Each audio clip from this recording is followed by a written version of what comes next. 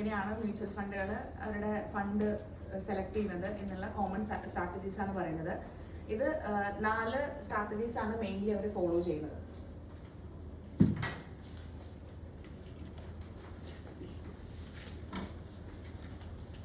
സുധീർ കൈയൊക്കെ പറയുന്നുണ്ട്. Cool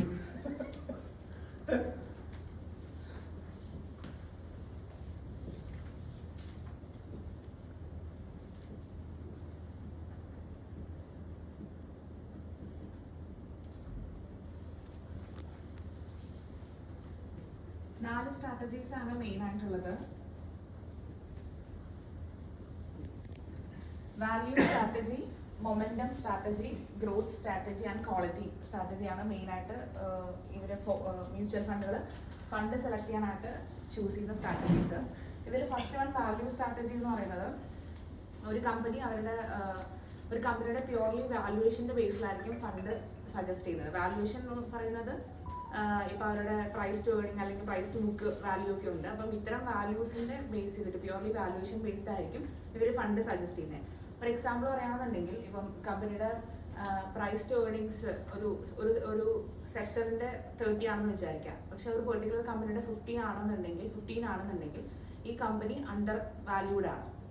okay, അപ്പം അണ്ടർ വാല്യൂഡ് ആയിട്ടുള്ള ഇപ്പം അത്തരം കമ്പനീസ് നമ്മൾ സെലക്ട് ചെയ്യുന്ന സമയത്ത് അവിടെ ഒരു അഡ്വാൻറ്റേജ് എന്താണെന്ന് വെച്ച് കഴിഞ്ഞാൽ നമുക്ക് ലോവസ്റ്റ് പ്രൈസിൽ യൂണിറ്റ് പർച്ചേസ് ചെയ്യാൻ പറ്റും. തിരിച്ച് മാർക്കറ്റ് കറക്ഷൻ ഉണ്ടായി പ്രൈസ് ടു ഏർണിംഗ് എന്ന് പറയുന്നത് കമ്പനിയുടെ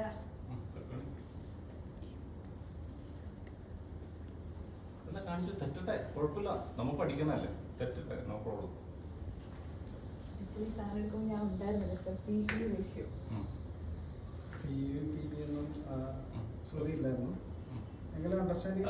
പറഞ്ഞോ, അല്ലെങ്കിൽ ഞാൻ പറയാം. ഞാൻ ജസ്റ്റ് പറയാം, അറിയത്തില്ല.